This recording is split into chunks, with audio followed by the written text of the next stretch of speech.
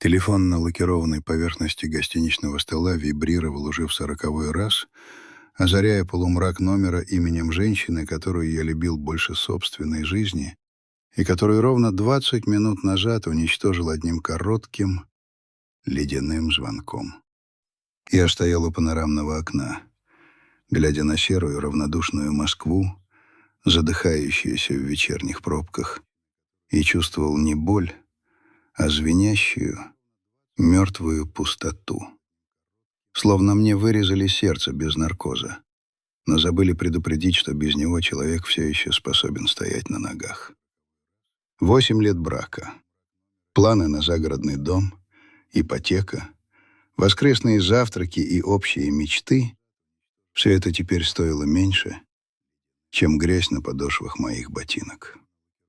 Меня зовут Дмитрий Андреевич Каверин.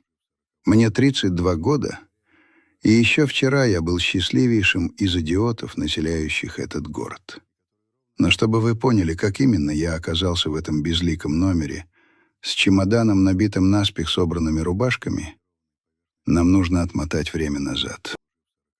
Туда, где я совершил главную ошибку своей жизни. Решил вернуться домой раньше времени, чтобы сделать сюрприз. Все началось около 8 месяцев назад. На календаре была середина осени, то самое промозглое, неуютное время, когда небо над центральной Россией превращается в мокрую серую вату, а световой день сжимается до размеров замочной скважины. Я возвращался из командировки. Проект в Ярославле, который должен был затянуться еще на сутки, внезапно завершился полным успехом. Мы подписали акты раньше, заказчик остался доволен, и я, окрыленный удачей, прыгнул в свой автомобиль. В тот момент я чувствовал себя победителем. В бардачке лежал подарок для Алины, изящный браслет, который она давно хотела, а в голове крутились картины нашего вечера. Я представлял, как тихо поверну ключ в замке, как она выйдет в прихожую в своей любимой домашней футболке, щурясь от света, как ее лицо озарится той самой улыбкой, ради которой я, кажется, и жил все эти годы. Я специально не стал звонить. Мне хотелось увидеть этот момент искреннего удивления. Глупо, невыразимо глупо. Если бы я набрал ей тогда, если бы предупредил, я бы, возможно, прожил в сладком неведении еще год, два, а может и всю жизнь. Но судьба, похоже, решила, что с меня хватит лжи. До Москвы оставалось не больше 20 километров. Трасса М8 гудела, перемалывая тысячи машин. Поток был плотным, нервным, как это обычно бывает на подъездах к столице в будний день. Я бросил взгляд на приборную панель. Стрелка уровня топлива предательски клонилась к красной зоне. Рисковать и встать где-нибудь на МКАДе с пустым баком не хотелось. Поэтому, увидев знакомый логотип заправки, я включил поворотник и съехал с трассы. Этот съезд находился примерно в 18 километрах от нашего дома. Район, который мы с Алиной никогда особо не посещали. Промзоны, склады, какие-то бесконечные логистические центры и старые дачные поселки, зажатые между новостройками. Чужая территория. Транзитная зона. Я заправил полный бак, купил стаканчик дрянного кофе, который обрыгал язык, мне давал бодрости, и вернулся в машину. В салоне пахло кожей и моим парфюмом. Запах стабильности. Запах мужчины, у которого все под контролем. Я вырулил обратно, намереваясь влиться в поток, ведущий к магистрали. Но выезд оказался забит.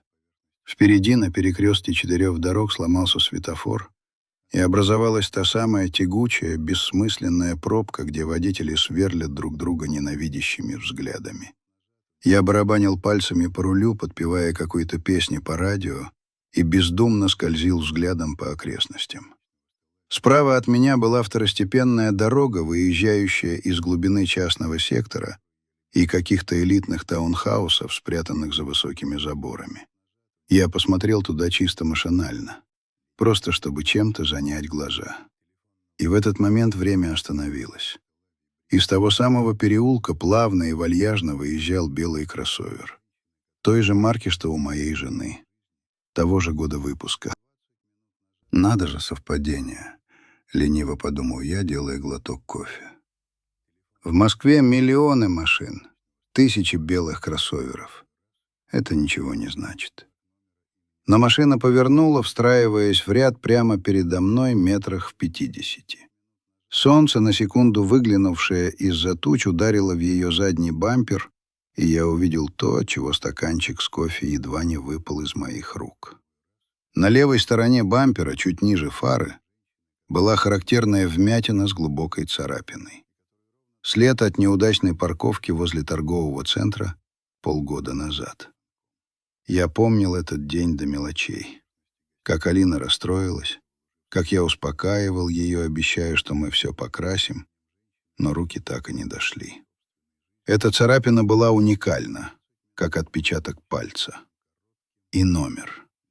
3 цифры, которые я знал лучше, чем пин-код своей карты. Это была она. Мозг отказывался принимать информацию. Этого не могло быть. Алина должна была быть на работе, в офисе на другом конце города, или уже ехать домой по совершенно другому маршруту. Что ей делать здесь, в этом полупромышленном, полуэлитном аппендиксе Замкадья в середине рабочего дня? Первая мысль была спасительной. Может, ее угнали? Может, она дала машину кому-то из подруг? Но сквозь заднее стекло я увидел знакомый силуэт. Ворот головы, манера держать руль одной рукой, чуть наклонившись влево. Это была моя жена. Желудок скрутило холодным спазмом. Сердце, которое еще минуту назад ровно отстукивало ритм предвкушения встречи, теперь колотилось где-то в горле, мешая дышать. Интуиция, это древнее животное чувство, взвыла сиреной «опасность». Мне нужно было услышать ее голос. Мне нужно было, чтобы она сейчас сказала что-то простое и логичное, что объяснило бы этот абсурд. Дрожащими пальцами я нажал на кнопку вызова на руле. Гудки шли мучительно долго. 1, 2, 3, 4. Обычно она отвечала сразу. На 5-м гудке связь установилась. «Алло?» — ее голос прозвучал в динамиках автомобиля. Но это было не то спокойное «алло», к которому я привык. Голос был сбитым, дыхание прерывистым и чуть учащенным, словно она только что взбежала по лестнице или торопливо одевалась. В фоне я слышал шум дороги, тот же самый шум, который окружал сейчас меня. «Привет, родная», — сказал я, прилагая титанические усилия, чтобы мой голос звучал ровно. Я вцепился в руль так, что костяшки пальцев побелели. «Как ты?» «Ой, привет». Она попыталась придать голосу радость, но я слышал фальшь. Это была та особая, наигранная бодрость, которой люди прикрывают испуг. «Я нормально, а ты чего звонишь? Ты же должен быть на встрече». «Освободился на пару минут», — солгал я. «Решил узнать, как твой день, чем занимаешься?» Пауза. Короткая, едва заметная заминка, которая для меня прозвучала как гром. Она думала. Она конструировала реальность. «Да вот, вырвалась с работы пораньше», — сказала она. «Нужно было заскочить в магазин, купить продукты к ужину, а то в холодильнике пусто». «В магазин?» — переспросил я. «В какой?» «Ну, в наш, у дома», — ответила она быстро. Слишком быстро. «В зеленый перекресток, ты же знаешь». Я смотрел через лобовое стекло на ее машину, которая ползла в пробке впереди меня. До нашего дома и этого магазина было 18 километров. 18. Она не могла быть там. Она была здесь, прямо передо мной, выезжая из района, где ей нечего было делать, если только у нее не было тайной жизни. Внутри меня что-то оборвалось, словно тонкая струна, на которой держалось доверие, лопнула, хлестнув по душе. Она врала. Она нагло, прямо и беззастенчиво врала мне в уши, даже не подозревая, что я смотрю ей в затылок. «Понятно», — медленно произнес я. «И что, много народу в магазине?» «Да, прилично, час пик же», — вдохновенно продолжала она. «Ладно, Дим, мне неудобно говорить, я на кассе, тут очередь. Давай дома, хорошо?» «Конечно», — сказал я мертвым голосом. «Дома». Она отключилась. Я смотрел на погасший экран мультимедийной системы. На кассе, в очереди. В этот момент поток машин тронулся. Ее белый кроссовер резко, агрессивно перестроился в левый ряд и, как только пространство освободилось, рванул вперед. Она не ехала в магазин. Она убегала. Она гнала так, словно за ней гнались черти. И я понял. Она не просто была где-то по делам. Она была там, где быть нельзя. И сейчас она летела домой, чтобы успеть создать алиби, чтобы притвориться той самой верной женой, которой я ее считал. Ярость, горячая и темная, начала подниматься со дна сознания, вытесняя шок. «Ах так? Ты хочешь поиграть? Ты думаешь, что умнее всех? Ну давай, Алина», — прошептал я, вдавливая педаль газа в пол. Мой мощный седан хищно рыкнул двигателем. «Давай посмотрим, куда ты так спешишь». Я не стал ей говорить, что вижу ее. Я не стал кричать в трубку «Стой!». Я принял решение, которое, возможно, было самым жестоким и холодным в моей жизни. Я решил стать охотником. Я держался на расстоянии 3-4 машин, чтобы она не заметила меня в зеркалах заднего вида. Мы вылетели на магистраль. Она действительно спешила. Скорость перевалила за 120, она шашечками обходила попутные автомобили, рискуя, подрезая, нарушая все мыслимые правила. Это была не езда женщины, которая едет за хлебом. Это была езда человека, который заметает следы. Мы промчались мимо поворотов, мимо торговых центров. Я видел, как ее машина кренится на поворотах. В моей голове, словно слайд-шоу, проносились последние месяцы. Ее задумчивость, ее новый пароль на телефоне, который она объяснила политикой безопасности компании. Те вечера, когда она слишком уставала для близости. Все эти мелкие детали, которые я игнорировал, списывая на усталость и быт, теперь складывались в уродливую мозаику. Она свернула к нашему району, но не к дому. Она заехала на парковку большого супермаркета, который действительно находился недалеко от нашего жилого комплекса. Я заехал следом, но встал в дальнем углу, скрытый за рядом припаркованных джипов. Я видел, как она выскочила из машины. Она не пошла сразу ко входу. Нет. Она достала из сумочки зеркальце. Я наблюдал за этим спектаклем с расстояния 50 метров, чувствуя, как меня начинает тошнить от отвращения. Она поправляла волосы, она провела пальцем по губам, стирая, возможно, смазавшуюся помаду. Она одергивала блузку, проверяла пуговицы. Она приводила себя в товарный вид перед встречей с мужем. Закончив прихорашиваться, она быстрым шагом направилась ко входу, на ходу хватая тележку. Я выждал минуту, выдохнул, пытаясь унять дрожь в руках.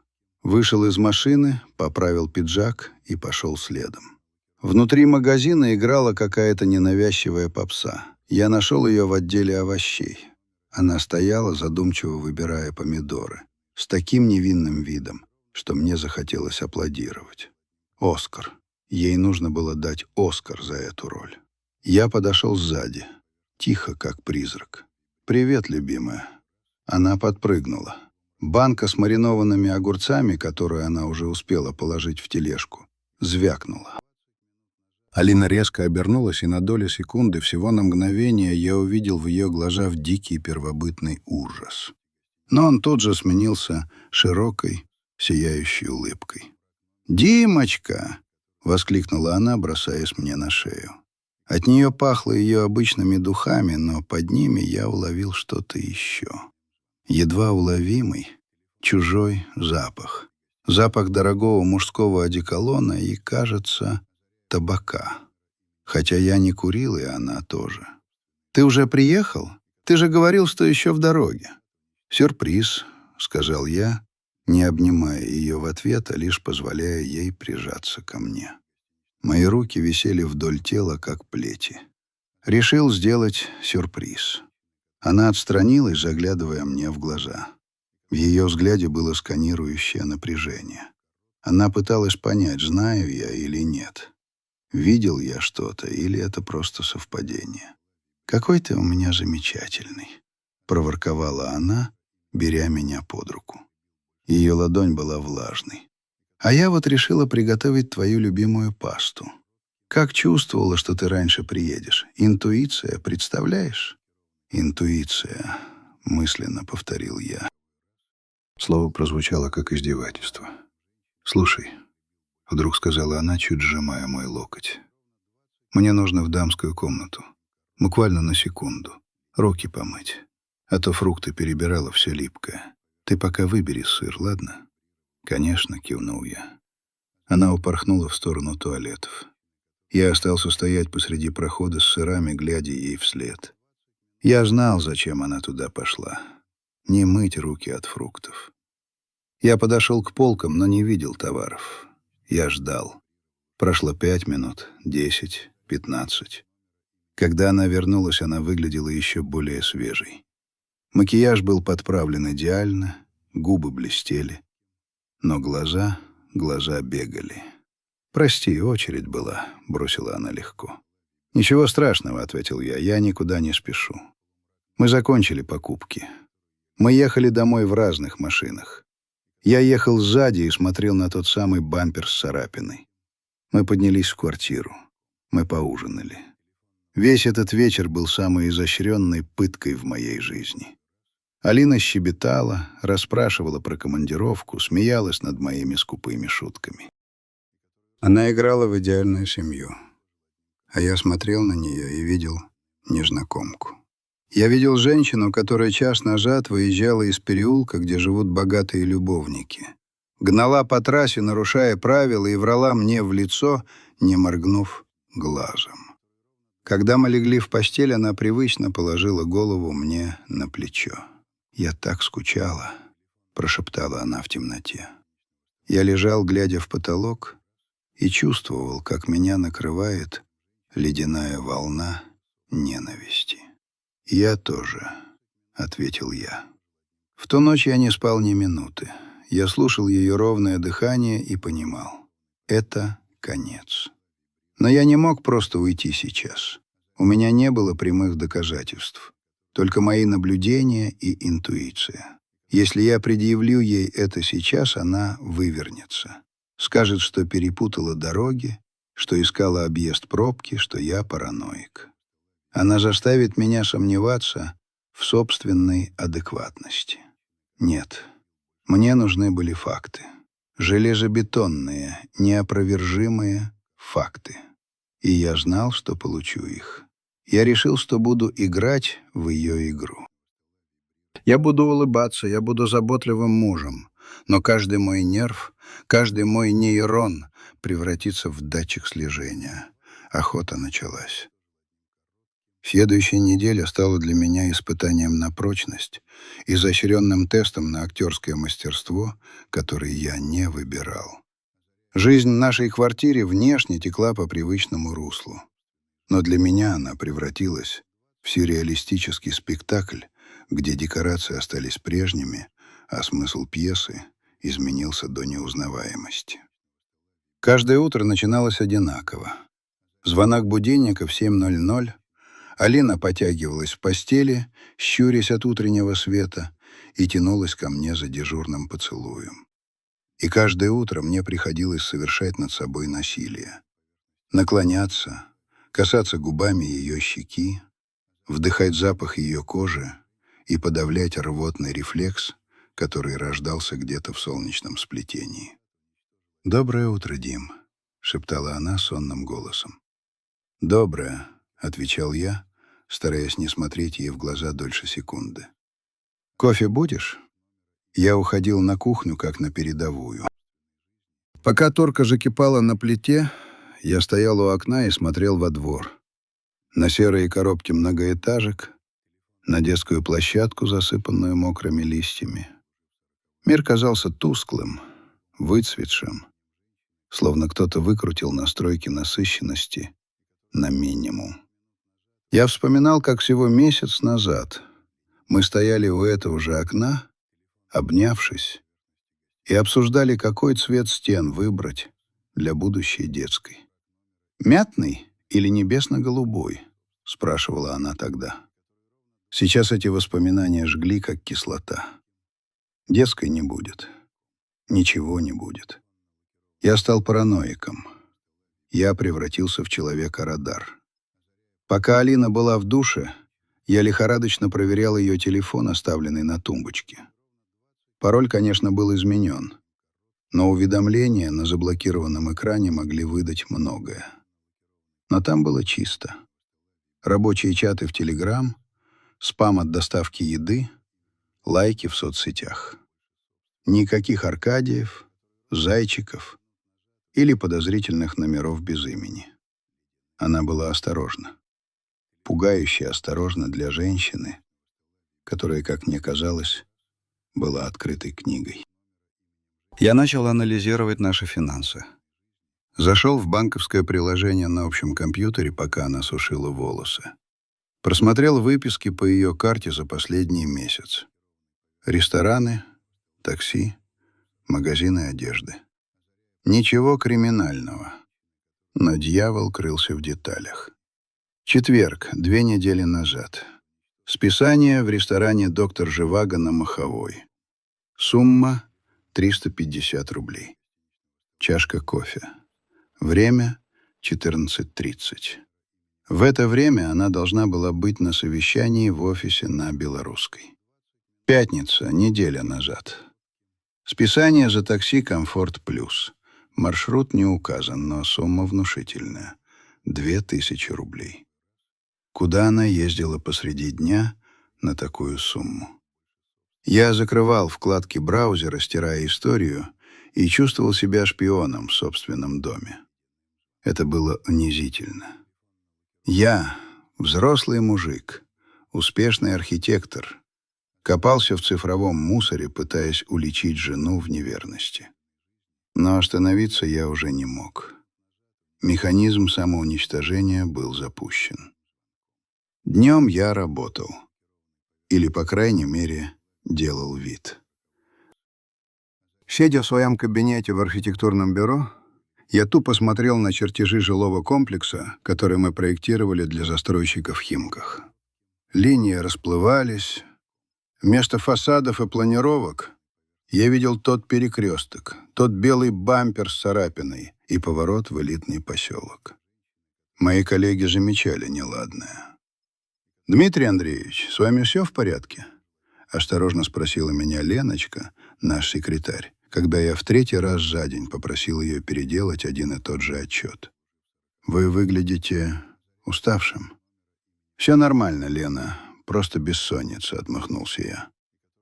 Бессонница стала моим верным спутником. Ночами я лежал без движения, слушая дыхание Алины, и прокручивал в голове варианты. Кто он? Почему? Чего ей не хватало? Мы не были миллионерами, но жили достойно. Путешествия 2 раза в год, хорошая машина, квартира в приличном районе, ужины в ресторанах по выходным. Я не пил, не бил ее, дарил цветы без повода. Разве этого мало? В моей голове всплывали обрывки разговоров, на которые я раньше не обращал внимания. «Знаешь, Дим, Ленка с работы такой ремонт отгрохала, закачаешься». Муж ее балует, конечно. «А ты видел новую коллекцию в ЦУМе? Такие пальто красивые, но цены — космос. Мы как-то застряли на одном уровне, тебе не кажется? Хочется чего-то большего». Тогда я списывал это на обычное женское желание уюта и красоты. Теперь я слышал в этих фразах скрытый упрек. Я был недостаточен. Моих усилий, моей зарплаты, моей любви было мало для ее амбиций. Ей хотелось не просто достойно, ей хотелось шикарно.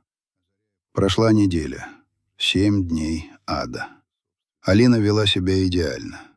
Она готовила ужины, спрашивала, как прошел день, даже предложила сходить в кино на выходных. На мгновение мне даже показалось, что я сошел с ума. Может, я все придумал? Может, тот выезд из поселка просто совпадение? Может, она ездила к какой-то богатой клиентке на дом делать маникюр или что-то в этом духе? Она работала в сфере HR, но мало ли, какие у нее бывают выездные встречи. Я почти убедил себя в этом. Почти. Пока не наступил вторник. Около 3 часов дня мой телефон завибрировал. На экране высветилось фото Алины. «Привет, милая», — ответил я, стараясь звучать бодро. «Димочка, привет». Ее голос был мягким, чуть виноватым. Тот самый тон, который она включала, когда ей что-то было нужно. «Слушай, у нас тут полный завал. Конец месяца. Квартальные отчеты горят, начальство рвет и мечет. Я сегодня задержусь, наверное. Часиков до 8, а может и до 9. Ты не жди меня с ужином, ладно? Поешь сам или закажи что-нибудь». Внутри меня все сжалось в ледяной комок. «Понял», — сказал я ровно. «Сильно загрузили?» «Ой, не то слово», — вздохнула она картинно. «Голова уже кругом идет. Еще и эта проверка аудиторская завтра». В общем, дурдом. «Бедняжка», — посочувствовал я, сжимая в руке карандаш так, что он с треском переломился пополам. «Ну ты держись там. Может, заехать за тобой потом?» «Нет», — поспешно, слишком поспешно ответила она. «Зачем тебе мотаться по пробкам? Я такси возьму или каршеринг. Все, целую. Побежала работать». Гудки. Я медленно положил телефон на стол. Посмотрел на обломки карандаша в своей руке. Конец месяца. Отчеты. Классика. Самая банальная, самая заезженная ложь в истории супружеских измен. Я знал, что в их компании отчетный период закрывается 20 числа. Сегодня было 27-е. Никаких проверок не планировалось. Я помнил, как она говорила 2 недели назад, что аудит у них прошел в начале октября. Она забыла, что говорила мне это. Лжецам нужна идеальная память, а Алина, при всей своей хитрости, начинала путаться в показаниях. Я встал из-за стола. «Лена», — бросил я секретарю, проходя мимо приемной. «Я на объект. Буду завтра». «Но, Дмитрий Андреевич, у вас же через час встреча с подрядчиками», — пискнула она вслед. «Перенеси. Скажи, форс-мажор. Трубу прорвало». Трубу действительно прорвало. В моей жизни. Я сел в машину. До ее офиса было минут 40 езды, если без пробок. Я знал, где она паркуется. На небольшой улочке за бизнес-центром, чтобы не платить за дорогой подземный паркинг. Я приехал туда в 15:50. Нашел удобное место метрах в 100 от ее машины. Так, чтобы меня скрывал кузов припаркованной «Газели», но обзор оставался открытым. Заглушил двигатель. Откинул спинку кресла, надвинул кепку на глаза. Стал ждать. Время тянулось, как густая патока. Мимо проходили клерки, курьеры с огромными рюкзаками за спиной, мамы с колясками. Жизнь шла своим чередом, равнодушная к тому, что в одной из машин сидит человек, чья судьба вот-вот рухнет окончательно. В 16:15 дверь офисного здания открылась. Сердце сделало кульбит. Из дверей вышла Алина. Она не выглядела, как замученная работой сотрудница. На ней было то самое бежевое пальто, которое я подарил ей на прошлый день рождения, легкий шарфик. Она шла летящей походкой, цокая каблуками по асфальту. В одной руке сумочка, в другой — телефон. Она улыбалась, глядя на экран. Печатала сообщение. Кому? Мне она сказала, что побежала работать. Она подошла к своей машине, села за руль. Я выждал несколько секунд, пока она заведет двигатель и выедет с парковки. Затем, стараясь не делать резких движений, тронулся следом. Мы двигались в сторону области. Маршрут был мне уже знаком.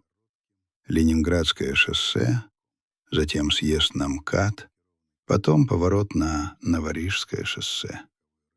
Элитное направление. Дорога богатых, успешных и тех, кто хочет ими казаться. Пока мы ехали, я чувствовал странное раздвоение личности. Одна часть меня кричала, умоляла развернуться, уехать, забыть все это как страшный сон. «Не смотри!» — вопила она. «Если ты не увидишь, этого как бы и нет!» Другая часть, холодная и безжалостная, фиксировала каждый поворот, каждый маневр. Она ехала уверенно. Видно было, что этот путь она проделывала не раз и не два. Мы свернули с трассы, проехали тот самый перекресток, где я увидел ее неделю назад. Углубились в частный сектор. Дорога здесь стала уже, но асфальт был идеальным. Вокруг высились заборы, кирпичные, кованые, деревянные, но все высокие, неприступные. За ними угадывались крыши особняков, сосны, ухоженные газоны. Другой мир. Мир, куда вход был только по пропускам или по особым приглашениям. Она подъехала к тяжелым кованым воротам одного из домов. Я притормозил вдалеке, прижавшись к обочине возле трансформаторной будки. Ворота начали медленно открываться автоматически, значит, у нее был пульт. Или ее ждали и открыли из дома. Ее белый кроссовер плавно вкатился во двор. Ворота закрылись, с лязгом отрезая ее от меня. Я остался на улице. Тишина была оглушающей. Где-то лаяла собака, шумели верхушки сосен на ветру. Я вышел из машины. Ноги были ватными, но я заставил себя идти. Мне нужно было увидеть, убедиться. Я прошел вдоль забора. Он был слишком высоким, 3 метра, сплошной кирпич. Камеры наблюдения по периметру смотрели на меня черными глазками объективов. Я натянул кепку ниже, прошел чуть дальше, где забор стыковался с соседним участком и рос густой кустарник. Через щель между воротами и столбом мне удалось рассмотреть часть двора. Дом был огромным. Современная архитектура, панорамные окна, отделка натуральным камнем и деревом.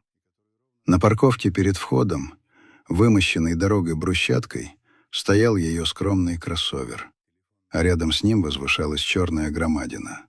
Новенький внедорожник премиум-класса. Немецкий автопром, последний кузов, стоимость которого равнялась цене нашей квартиры, а то и 2. Я достал телефон. Руки дрожали так сильно, что я чуть не выронил аппарат. Включил камеру. Сделал несколько снимков. Ее машина, номерной знак, дом, часть двора с черным внедорожником. Качество было так себе, но для доказательства достаточно. В этот момент входная дверь дома открылась. Я замер, перестав дышать. Вжался в холодную кирпичную кладку забора. На крыльцо вышел мужчина. Даже с такого расстояния я мог оценить его. Высокий, подтянутый, с сединой на висках. Ему было за 50, но это были дорогие 50. Спортивная фигура, уверенное движение хозяина жизни. На нем был простой домашний кардиган и джинсы. Алина вышла из машины. Она буквально подбежала к нему. Не пошла, а подбежала, как девчонка. Он раскрыл объятия. Она вжалась в него, обвела руками его шею. Он что-то сказал ей, смеясь, и поцеловал. Не в щеку, в губы.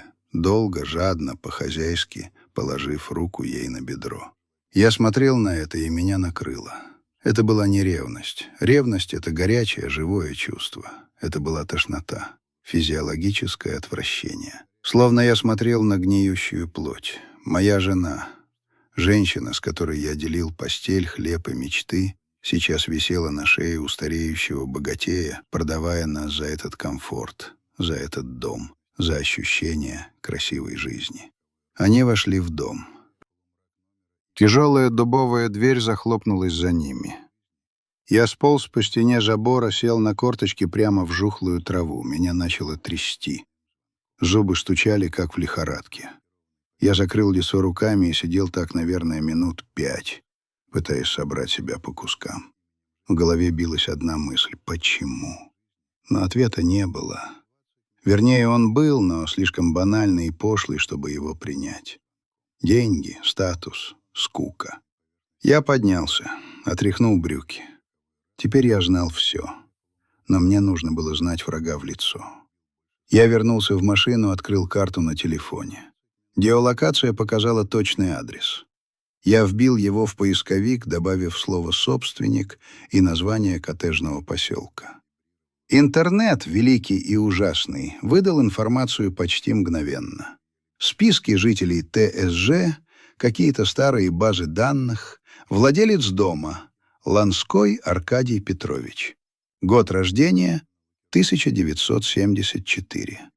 Соучредитель крупной логистической компании «Транслогистик». Название компании резануло слух. «Транслогистик». Это был один из ключевых клиентов фирмы, где работала Алина. Она HR, он партнер. Служебный роман? Нет, это было бы слишком просто. Скорее всего, они пересеклись на каком-нибудь корпоративе или конференции. Он увидел симпатичную, амбициозную женщину, она увидела успешного мужчину с деньгами. Искра, буря, безумие. И 8 лет моего брака в топку. Я нашел его фото в сети. Статья в деловом журнале 2-летней давности. Аркадий Ланской о перспективах грузоперевозок. С фотографии на меня смотрел тот самый мужчина с крыльца. Уверенный взгляд, легкая полуулыбка, дорогие часы на запястье. Он выглядел как человек, который привык брать то, что хочет. И сейчас он взял мою жену. Я сидел в машине еще около получаса, глядя на ворота. У меня был выбор. Я мог ворваться туда, устроить скандал, набить ему морду, хотя, глядя на его спортивную фигуру, шансы были не в мою пользу. Вытащить Алину за волосы, на что бы это изменило. Я бы выглядел истеричным дураком, а они — жертвами моего неадеквата. Нет. Месть — это блюдо, которое подают холодным. Я решил, что не дам им удовольствия видеть мою истерику. Я выйду достойно. Но сначала я заставлю ее понять, что именно она потеряла. И что я не дурак, которого можно водить за нос. Я завел машину и поехал домой. Алина вернулась в 9 вечера. Она принесла с собой суши.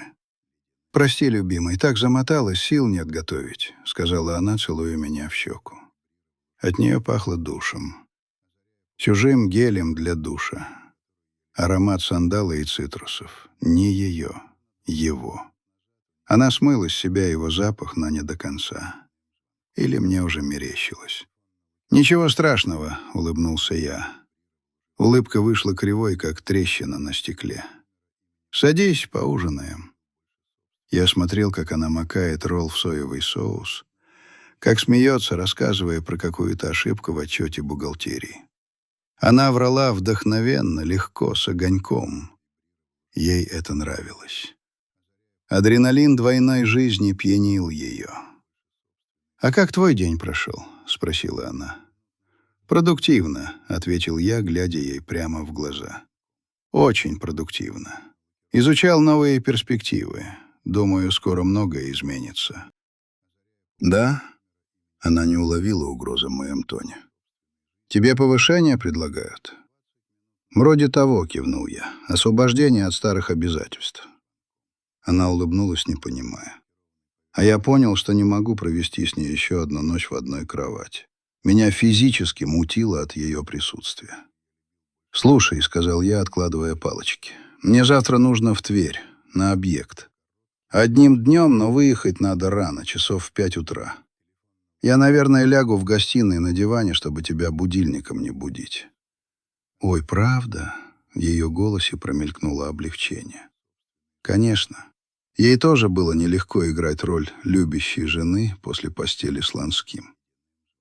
«Ну ладно, ты такой заботливый, Дим». «Заботливый». Я чуть не рассмеялся ей в лицо. Я лег на диван в гостиной, накрывшись пледом.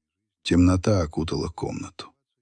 План созрел в моей голове мгновенно, словно чертеж идеального здания. Завтра все закончится. Завтра я поставлю точку. Никакой Твери не было. Я соврал. Впервые за 8 лет я соврал ей так же нагло, как она мне. Завтра я поеду туда снова. И если я увижу ее машину там второй раз, это будет финал.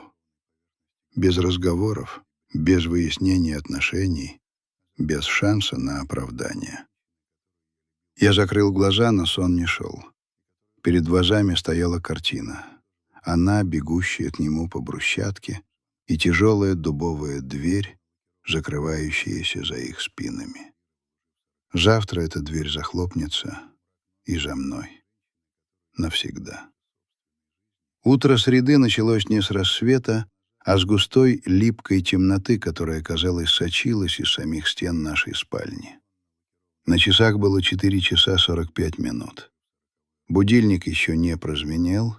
Я отключил его за минуту до сигнала, повинуясь какому-то внутреннему таймеру, который теперь отсчитывал секунды до конца моей прошлой жизни. Я лежал на диване в гостиной, глядя, как серые тени от уличных фонарей ползут по потолку. В квартире стояла та особенная ватная тишина, которая бывает только перед бурей. Я слышал, как гудит холодильник на кухне, как где-то за стеной соседский лифт начинает свой первый скрипучий подъем. Звуки дома, который я считал своей крепостью. Крепость пала, комендант сдал ключи врагу, а гарнизон, то есть я, готовился к эвакуации. Я встал, стараясь не скрипнуть паркетом. Тело двигалось на автомате, словно я был не живым человеком, а хорошо отлаженным механизмом. Душ холодный, чтобы смыть остатки сна и жалости к себе. Бритье чистое, до синевы, потому что даже в аду мужчина должен выглядеть достойно. Кофе крепкий, без сахара, черный, как нефть.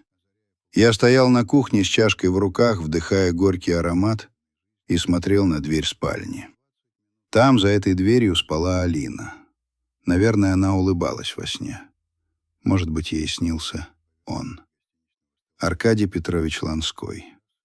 Хозяин заводов, газет, пароходов и чужих жен.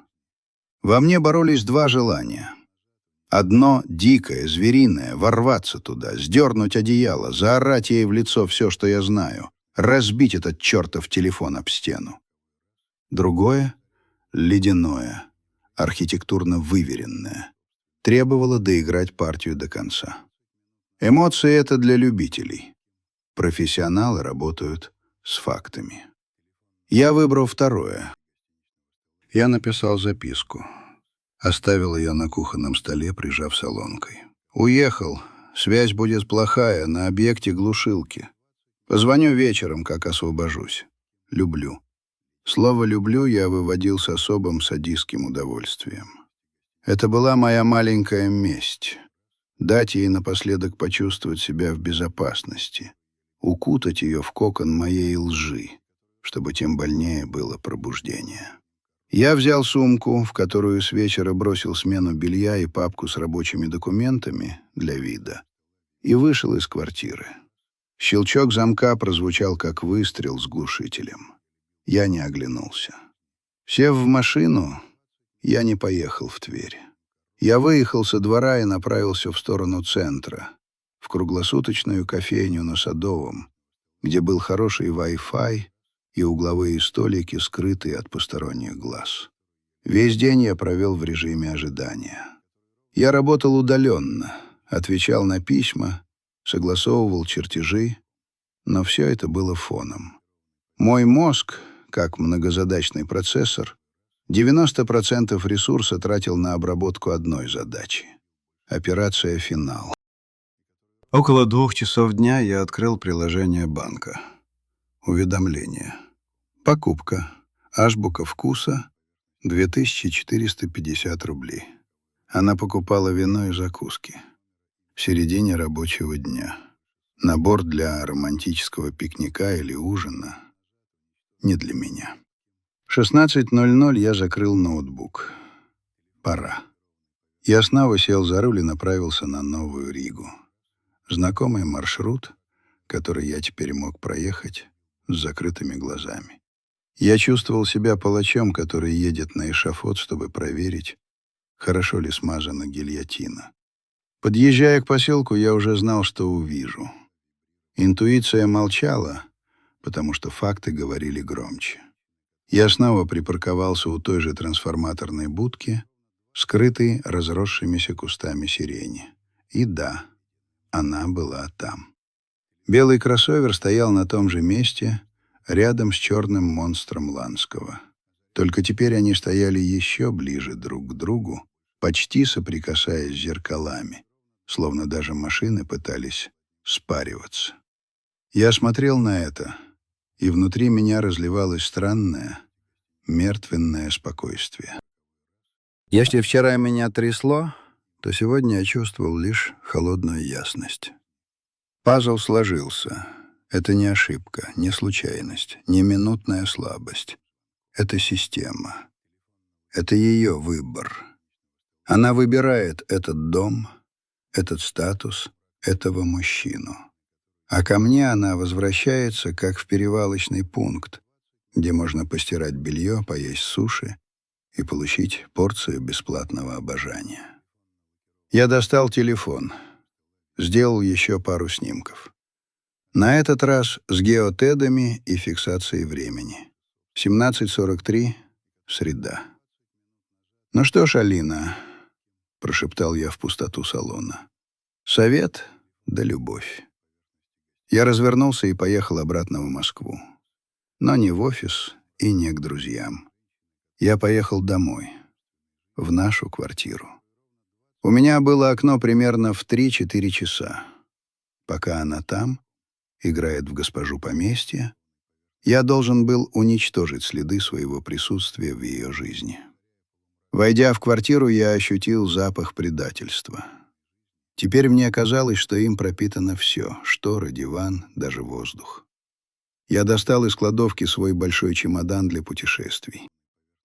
Тот самый, с которым мы летали в Италию в медовый месяц. Символично. Я начал собирать вещи. Методично, быстро, без лишних движений. Одежда, костюмы, рубашки, джинсы, белье, обувь, документы, паспорт, диплом, документы на машину, договор на квартиру. Он был оформлен на меня, но куплена она была в браке. Предстояла битва, но об этом позже. Ноутбук, внешние жесткие диски. Я не брал ничего, что мы покупали вместе для уюта. Никаких сувениров, никаких общих фотоальбомов. Я оставлял ей все это барахло. Пусть сидит среди этих воспоминаний, пусть они душат ее. Я прошел в ванную. Сгреб с полки свою зубную щетку, бритву, одеколон. Полка опустела наполовину. Зияющая пустота на месте моих вещей выглядела как ампутированная конечность. В спальне я открыл ящик прикроватной тумбочки. Достала коробочку, где хранил часы и запонки, и свое обручальное кольцо, которое я снимал на ночь или когда работал с макетами. Я взвесил кольцо на ладони. Простой кусок золота. 5 грамм, не больше. А весит, как могильная плита. Я вышел на кухню. Записка про плохую связь все еще лежала на столе. Я скомкал ее и бросил в мусорное ведро. Вместо нее я положил кольцо. Просто по центру стола. На темном дереве золото блестело тускло и зловеще. Рядом я положил ключи от квартиры, свою связку. Все. Я огляделся. Квартира выглядела так же, как и утром, но из нее ушла жизнь. Теперь это было просто помещение с мебелью. Я вызвал такси до отеля «Националь». Почему туда, не знаю. Наверное, мне хотелось пафоса. Мне хотелось оказаться в месте, где все дышит холодом, гранитом и историей, а не скандинавским уютом из Икеи. Мне нужно было место, где я смогу почувствовать себя не брошенным мужем, а графом Монте-Кристо в изгнании. В такси я забронировал номер. Люкс с видом на Кремль. Гулять так гулять. Деньги были. Я копил на новую машину для нас обоих, но теперь этот фонд получил иное назначение. Фонд новой жизни. Заселившись, я не стал распаковывать вещи. Я просто поставил чемодан у входа, налил себе виски из мини-бара, ценник конский, наплевать, и подошел к окну. Москва горела огнями. Красные реки стоп-сигналов, желтые реки фар. Люди спешили домой, к семьям, к ужинам, к ссорам и примирениям. А я стоял над этим муравейником совершенно один и чувствовал себя свободным. Страшно, больно, но свободным. Я посмотрел на часы. 20:15. Она уже должна была вернуться. Или быть в пути. Я достал телефон, руки больше не дрожали, набрал ее номер. Гудок, второй, третий. «Алло, любимый!» Ее голос был звонким, радостным. Она явно была в хорошем настроении. «Ты уже освободился? Как там Тверь?» «Привет», — сказал я. Мой голос звучал чужим, низким, хриплым, спокойным. «Тверь прекрасна, особенно вид из окна». «Да?» — она не уловила иронии. «А ты скоро домой? Я тут ужин готовлю». «Не трудись, Алина», — перебил я ее. Мягко, но с нажимом, который заставил ее замолчать. «Ужина не будет». Пауза. Тишина в трубке стала плотной. Она почувствовала. Зверь почуял капкан. «В смысле?» Ее голос дрогнул, потерял беззаботность. «Ты задерживаешься? Остаешься там с ночевкой?» «Я не в Твери, Алина». Снова тишина. На этот раз долгая, тягучая. Я слышал, как она перестала греметь посудой. Я слышал ее дыхание. «А где ты?» — спросила она очень тихо. «Я в Москве, в отеле». «В отеле?» Она попыталась усмехнуться, но вышел жалкий всхлип. «Дим, что за шутки? Какой отель? Ты что, выпил?» «Я трезв как никогда», — отчеканил я. «Я знаю, где ты была сегодня. Я знаю, где ты была неделю назад. Я знаю про Аркадия. Я знаю про дом на Новой Риге. Я видел твою машину. Я видел вас». Тишина взорвалась. Я буквально физически ощутил, как на том конце провода рушится мир. «Дима», — прошептала она, — «Дима, ты не так все понял. Это по работе, это клиент. Мы обсуждали...» «Не надо», — сказал я. В моем голосе прорезалась сталь. «Не унижай себя. Я видел, как вы обсуждали. Я видел, как ты висела у него на шее. Я видел, как закрылась дверь. Не ври мне. Хотя бы сейчас, в самом конце, имей смелость не врать». «Дим, пожалуйста», — она сорвалась на крик. Истерика началась. «Где ты? Давай поговорим. Я все объясню. Это ошибка. Это ничего не значит. Я люблю только тебя». «Мои ключи на столе», — сказал я, глядя на рубиновую звезду Кремля за окном. «Кольцо там же. Вещи я забрал. На развод подам сам. Адвокат свяжется с тобой». «Нет, нет, Дима, стой! Не вешай трубку! Ты не можешь вот так! 8 лет! Дим, пожалуйста, приезжай домой, мы...» «У меня больше нет дома, Алина», — сказал я. «Ты его сожгла». И нажал «отбой». Телефон тут же взорвался вибрацией. Она перезванивала. 1, 2, 3. Я смотрел на экран, где пульсировало ее фото. Та самая фотография с нашего отдыха в Греции. Счастливая, загорелая, с развивающимися волосами. Женщина, которой больше не существовало. Я выключил звук, перевернул телефон экраном вниз на полированную поверхность стола. Налил себе еще виски, выпил залпом. Жжение в горле немного притупило боль в груди. Я сел в кресло, откинул голову назад и закрыл глаза. Первый акт закончен. Декорации разрушены. Герой остался один на пепелище. Но самое страшное было впереди. Я знал Алину. Она не отступит так просто. Сейчас, когда шок пройдет, начнется фаза активных боевых действий. Она подключит тяжелую артиллерию. Слезы, угрозы, родню, манипуляции. Она будет пытаться вернуть контроль, потому что такие женщины, как она, не умеют проигрывать. А еще был Ланской. Он пока не знал, что его маленькая тайная интрижка превратилась в открытую войну.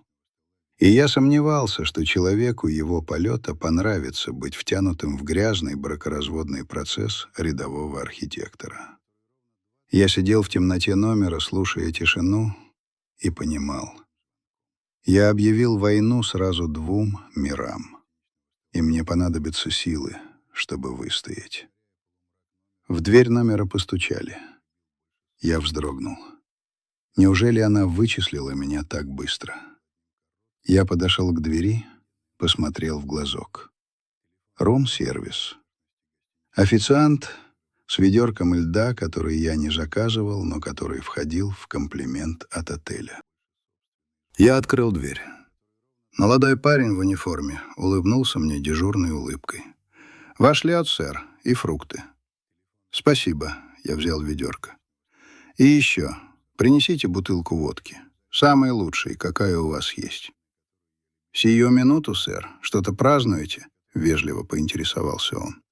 Я посмотрел на него тяжелым, немигающим взглядом. «Поминки», — ответил я. «Хороню свою семью». Парень перестал улыбаться, кивнул и исчез в коридоре. Я закрыл дверь.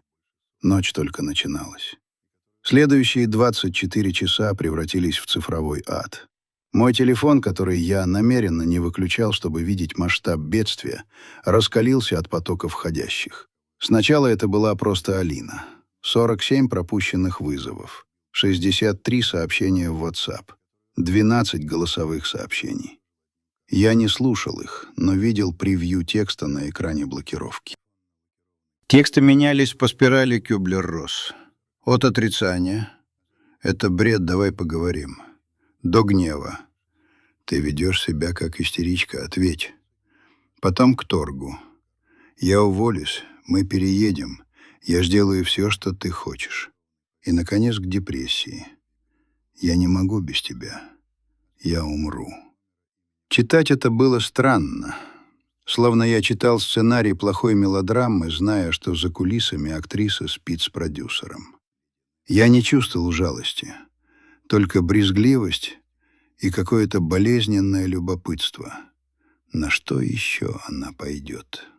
К утру подключилась тяжелая артиллерия. Мама Алины, Тамара Игоревна. Женщина властная, громкая, привыкшая управлять всем, от дачных грядок до жизни своих дочерей. «Дима, что происходит?» Алина плачет, ничего не объясняет. «Немедленно позвони мне». «Дмитрий, ты взрослый мужчина. Убегать из дома — это ребячество. Надо решать проблемы лицом к лицу». Я представил, как Алина сидит у мамы на кухне с опухшим лицом и врет. Врет самозабвенно, выставляя меня тираном, параноиком, который приревновал ее к столбу. Вряд ли она рассказала маме про Ланского и коттедж. Скорее всего, версия была такой. Дима сошел с ума, напридумывал себе что-то и бросил меня. Я выпил кофе, глядя на утренний Кремль.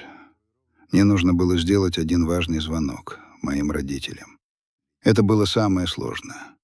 Мой отец Андрей Николаевич, бывший военный хирург, человек чести и жестких принципов, обожал Алину. Он считал ее идеальной парой для меня.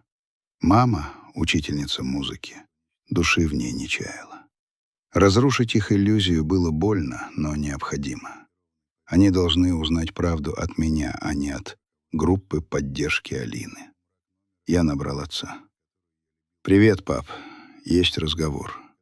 Громкую связь включи. Пусть мама тоже слышит». Я рассказал им все. Сухо, по-военному.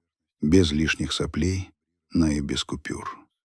Про заправку, про слежку, про дом Ланского, про ложь в глаза, про то, как она, вернувшись от любовника, лезла ко мне целоваться. На том конце провода повисла тяжелая тишина. Я слышал, как мама охнула и, кажется, заплакала. «Ты уверен, сын?» Голос отца был глухим, как из бочки. «Может, есть объяснение?» «Пап, я видел их. Я видел, как она бежала к нему. Я видел, как он ее целовал. Я пробил его по базам. Это ее богатый клиент. Тут нет двойных толкований». «Блядь, зять», — отчетливо произнес мой интеллигентный отец. Впервые за много лет я слышал от него мат. «Вот же стерва!» «Андрюша», — всхлипнула мама, — «как же так? Мы же к ней как к родной». «Мам, пап», — перебил я подаю на развод. Жить с ней я не буду. Прошу вас об одном: не верьте ей, если она будет звонить, и не пытайтесь нас помирить. Это не ссора, это ампутация». «Мы поняли, Дима», — сказал отец твердо. «Мы на твоей стороне. Приезжай к нам, если нужно. Дом открыт». «Спасибо, пап. Мне нужно побыть одному. Я в отеле. Разберусь с делами и приеду на выходных». Я положил трубку и выдохнул. Будто гора с плеч свалилась. Главный тыл был обеспечен. Теперь я мог держать круговую оборону. И оборона понадобилась скоро. Ближе к обеду позвонила сестра Алины, Жанна. Это была особая порода людей. Хабалка обыкновенная. Старшая сестра, неудачница в личной жизни, 2 развода, 3 детей от разных отцов, которая всегда завидовала Алине и нашему идеальному браку. Теперь, видимо, она испытывала злорадное торжество, замаскированное под праведный гнев. Я не стал брать трубку. Она начала строчить голосовые. Я нажал плей на одном, просто чтобы оценить уровень угрозы. «Ты чё, охренел совсем? Корону поправь, принц датский. Алинка там с ума сходит, таблеток нажралась, а он трубку не берет. Ты мужик или кто? Ну, оступилась девка, с кем не бывает. Ты сам-то святой, что ли? Да у тебя, поди, рыльце в пушку. Вот и нашел повод свалить. Если с ней что случится, я тебя посажу, понял?» Таблеток нажралась. Классическая манипуляция. Если бы она действительно наглоталась таблеток, мне бы звонили из скорой или реанимации, а не пьяная сестра с угрозами.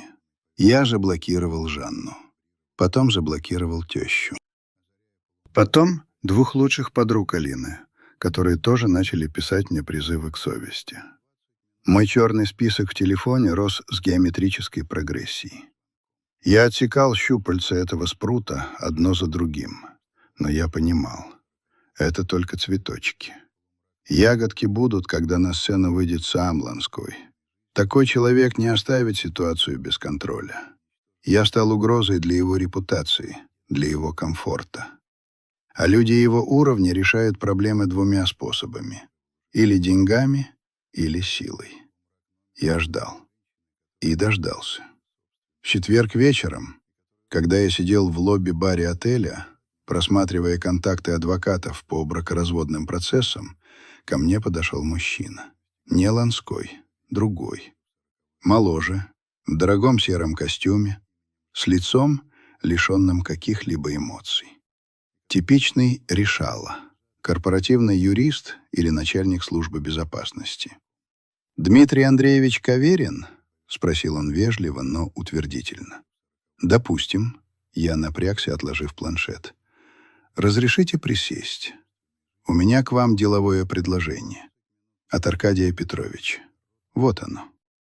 «Садитесь», — кивнул я. «Слушаю». Мужчина сел, аккуратно расстегнув пуговицу пиджака, заказал у подошедшего официанта минеральную воду, посмотрел на меня. Взгляд был цепким, оценивающим. Он взвешивал меня как товар. «Аркадий Петрович в курсе сложившейся неловкой ситуации», — начал он. Голос был ровным, тихим. «Он искренне сожалеет, что ваш брак дал трещину. Однако он хотел бы избежать публичности и лишнего шума. Сами понимаете, у него бизнес, репутация, взрослые дети. Скандалы ему ни к чему. «А я тут при чем?» — усмехнулся я. «Я не журналист. Я просто развожусь с женой, которая спит с вашим боссом». «Развод — это процесс публичный», — мягко возразил мужчина. «В суде могут всплыть подробности. Имя Аркадия Петровича, например. Фотографии, которые, как нам известно, вы делали возле его дома». «Оперативно работают», — подумал я. Видимо, Алина все ему выложила. Или его охрана засекла меня, но не стала вмешиваться тогда. «И что вы предлагаете?» — спросил я прямо. Мужчина достал из внутреннего кармана конверт. Обычный белый конверт. Положил его на стол, прикрыв ладонью. «Аркадий Петрович предлагает вам джентльменское соглашение. Вы проводите развод тихо, быстро, по обоюдному согласию. Причина — не сошлись характерами. Никаких упоминаний измены, никаких третьих лиц в иске, никаких фото в интернете или прессе. Вы просто исчезаете из жизни Алины и забываете дорогу в поселок Миллениум Парк. А взамен?» Мужчина убрал руку с конверта. «Взамен вы получаете компенсацию за моральный ущерб. Здесь чек. Сумма, я думаю, вас устроит. Это поможет вам начать новую жизнь. Купить квартиру, например. Или уехать в путешествие». Я смотрел на белый прямоугольник бумаги. Вот она, цена моей любви. Цена 8 лет. Цена предательства. Мне хотелось швырнуть этот конверт ему в лицо. Встать, опрокинуть стол, заорать, что я не продаюсь. Это было бы красиво. Это было бы гордо. Но потом я вспомнил лицо Алины, когда она врала мне про магазин. Я вспомнил ее жадность. Я вспомнил, что у меня ипотека на квартиру, которую нам еще делить. Я вспомнил, что мне 32 года, и мне нужно строить жизнь с нуля. Гордость — это роскошь. А месть должна быть не только холодной, но и прибыльной. Почему я должен уходить с пустыми руками, пока они наслаждаются жизнью? Почему я должен страдать бесплатно? Я медленно протянул руку и взял конверт. Открыл.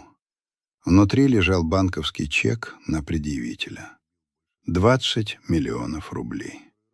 Почти 200 тысяч долларов по текущему курсу. Стоимость хорошей трешки в Москве. Или отличного дома где-нибудь подальше. Я поднял глаза на решалу. «Передайте Аркадию Петровичу», — сказал я спокойно, убирая конверт во внутренний карман пиджака, «что я согласен, но с одним условием». «Каким?» — бровь юриста чуть дрогнула. «Алина не должна получить ни копейки из этих денег. И при разделе имущества она не претендует на мою машину и мои накопления. Квартиру мы продадим и поделим пополам, как положено по закону. Но я хочу, чтобы этот процесс прошел максимально дистанционно. Я не хочу ее видеть». «Это можно устроить», — кивнул мужчина. Он явно ожидал, что я попрошу больше денег. Моя прагматичность его успокоила. С продажными людьми работать проще, чем с идейными. «У меня есть контакты отличного адвоката, который все оформит без вашего присутствия в суде. Расходы мы берем на себя». «Договорились». Он встал, кивнул мне на прощание и ушел. Я остался сидеть с 20 миллионами в кармане и дырой в душе размером с галактику. Я продал свою обиду.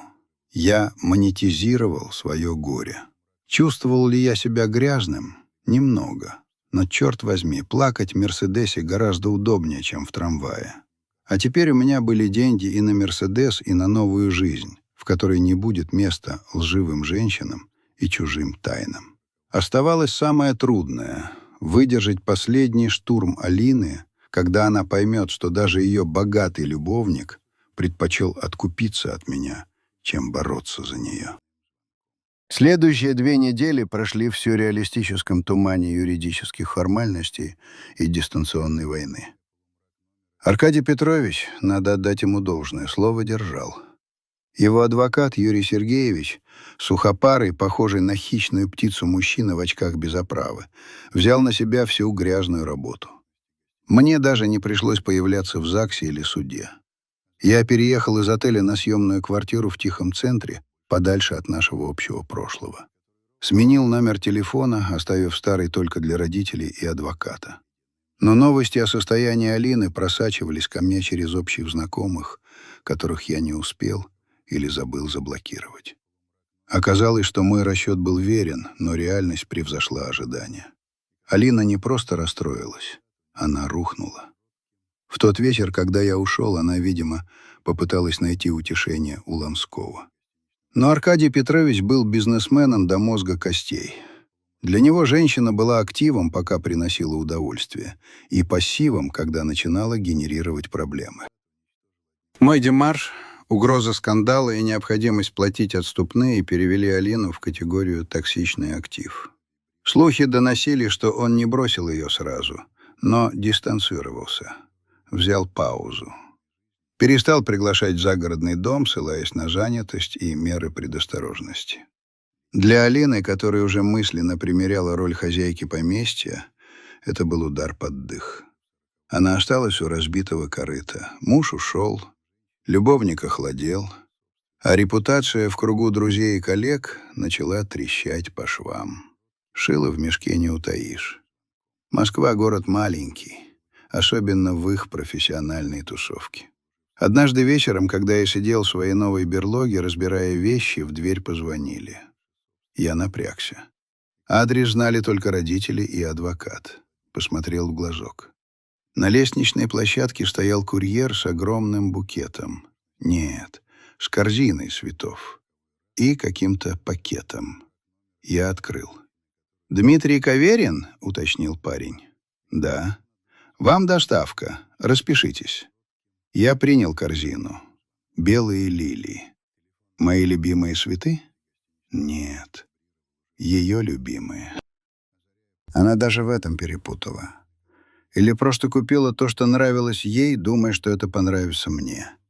Эгоизм до самого конца. В пакете лежала коробка и письмо. Я поставил цветы на пол, пахли они одуряюще сладко до тошноты, и вскрыл конверт. Почерк Алины. Дрожащий, с нажимом, местами размытый, слезы. «Димочка, я не знаю, где ты, но я нашла способ передать это. Прости меня. Я знаю, что виновата. Я запуталась, я дура, я совершила ошибку. Но 8 лет нельзя просто вычеркнуть. В коробке то, что я купила тебе на годовщину. Я хотела подарить позже, но... Пожалуйста, давай встретимся. Просто поговорим. Я уволилась. Я больше не вижу его. Я все поняла. Я люблю только тебя. Дай мне шанс. Один шанс. Твоя Алина». Я открыл коробку. Там лежали часы. Швейцарские, хорошие, дорогие. Тиссо. На задней крышке гравировка. Вместе навсегда 8 лет. Я смотрел на эти часы и чувствовал ничего. Абсолютно ничего. Ни жалости, ни злости, ни ностальгии. Как будто смотрел на чужой предмет, найденный на улице. Я уволилась. Я больше не вижу его. Конечно, не видишь, потому что он тебя слил. И теперь, когда запасной аэродром закрылся, ты пытаешься совершить аварийную посадку на старый, проверенный, который сама же и разбомбила. Я взял часы, положил их обратно в коробку. Письмо порвал на мелкие клочки. Цветы я вынес в мусоропровод. Часы я решил продать. Деньги пойдут в фонд новой жизни. Сантименты стоят дорого, а я теперь был прагматиком. Развод был оформлен через месяц. Квартиру мы выставили на продажу. Алина не явилась на сделку. Прислала представителя по доверенности, свою мать. Мы столкнулись с Тамарой Игоревной в кабинете нотариуса. Она постарела лет на 10, Осунулась, взгляд потухший. «Здравствуй, Дима», — сказала она тихо, не глядя мне в глаза. «Здравствуйте, Тамара Игоревна. Ты жесток», — вдруг произнесла она с горечью. «Она в клинике, ты знаешь? Нервный срыв, истощение. Она жить не хочет. А ты даже не поинтересовался». Я посмотрел на эту женщину, которая когда-то называла меня сыном. «Тамара Игоревна», — сказал я спокойно, — «Арина взрослая женщина. Она сделала свой выбор. Когда она ехала к нему в постель, она не думала о том, хочу ли я жить. Она думала о своем удовольствии. Теперь она платит по счетам. Это называется взрослая жизнь». «Но она же погибает!» — воскликнула бывшая теща. «Неужели у тебя сердца нет?» «Сердце есть», — ответил я, подписывая договор купли-продажи. «Просто оно теперь занято другим — выживанием». Я вышел из конторы с чеком на свою долю от квартиры. Плюс те 20 миллионов от Ломского и мои личные сбережения. В сумме выходила цифра, которая позволяла мне не просто купить квартиру, а изменить судьбу. Я больше не хотел оставаться в Москве. Этот город стал для меня кладбищем воспоминаний. Каждый перекресток, каждая станция метро, каждый парк напоминали о ней. Здесь мы гуляли, здесь целовались, здесь ругались, здесь покупали елку. Мне нужен был чистый лист, абсолютно белый. Я открыл карту России. Огромная страна, бескрайняя. Глаз зацепился за север. Карелия. Или, может быть, Алтай? Нет, слишком далеко и модно. Валдай? Ближе. Леса, озера, тишина. Я вспомнил свою детскую мечту. Когда-то, еще до архитектурного института, я хотел быть лесником. Жить в доме из сруба, топить печь, ходить по лесу с собакой и не видеть людей неделями. Потом город засосал. Карьера, амбиции, жена красавица. И вот я снова у начала. Я купил билет на поезд. Просто поехал смотреть место. Я нашел его через неделю поисков. Участок в глухой деревне, где жило 1,5 старухи и 2 дачника. Дом старый, но крепкий, 5-стенок, на берегу реки. Вокруг лес. Настоящий, дремучий, с волками и лосями. Ближайший магазин в райцентре за 30 километров. Связь ловит, только если залезть на сосну. Идеально. Я купил его, не торгуясь. Заказал бригаду строителей, чтобы привели дом в порядок. Утеплили, переложили печь, провели воду из скважины, поставили солнечные панели. Электричество там было нестабильным. Я вложил в этот дом душу, которую, как мне казалось, я потерял. Эпилог. Земля обетованная. Прошло 8 месяцев. Сейчас я сижу на крыльце своего дома. У моих ног лежит Гром, огромный лохматый пес неопределенной породы, которого я подобрал на трассе щенком. В руке кружка с травяным чаем, который я собрал сам. Вокруг тишина. Не та мертвая тишина московской квартиры, а живая, наполненная звуками. Шелест листвы, плеск рыбы в реке, крик сойки. Я работаю удаленно. Беру пару проектов в месяц, чтобы хватало на еду и бензин для моего УАЗа «Патриот». Больше мне не нужно. Я перестал гнаться за деньгами, за статусом, за брендами. Здесь, в лесу. Волкам плевать, какой марки у тебя часы. Неделю назад у меня зазвонил телефон. Я редко его включаю, но тут ждал звонка от заказчика. Номер был незнакомый. «Алло?» — ответил я. «Дима». Голос был тихий, надломленный. Я узнал его сразу, хотя он изменился. Стал глуше, старше. Алина. Сердце не ёкнуло вообще. Только легкое раздражение, как от назойливого комара. «Чего тебе, Алина?» Я просто хотела узнать, как ты. Мама сказала, ты уехал, исчез. Никто не знает, где ты. «Я дома», — сказал я. У меня все отлично. «Я скучаю, Дим», — прошептала она. «Я так скучаю. Я каждый день проклинаю себя. Я прошла терапию. Я изменилась. Может, мы могли бы встретиться? Хотя бы просто кофе попить. Я приеду, куда скажешь». Я посмотрел на верхушки сосен, освещенные закатным солнцем, на грома, который дернул ухом во сне. Вспомнил зеленый перекресток. Вспомнил белую машину с царапиной. Вспомнил холодный взгляд Ланского. «Не надо, Алина», — сказал я. «Кофе здесь не варят, а прошлое не возвращают». «Но я люблю тебя», — всхлипнула она. «Я не могу без тебя. У меня никого нет. Я одна, Дима. Совсем одна». «Ты не одна», — ответил я жестко. «У тебя есть твои решения. Живи с ними. Они твоя семья теперь». Я нажал отбой. Вытащил сим-карту из телефона. Подошел к краю крыльца. Размахнулся и зашвырнул маленький кусочек пластика далеко в кусты крапивы. Гром поднял голову, посмотрел на меня вопросительно. «Все нормально, мальчик», — сказал я, трепляя его по холке.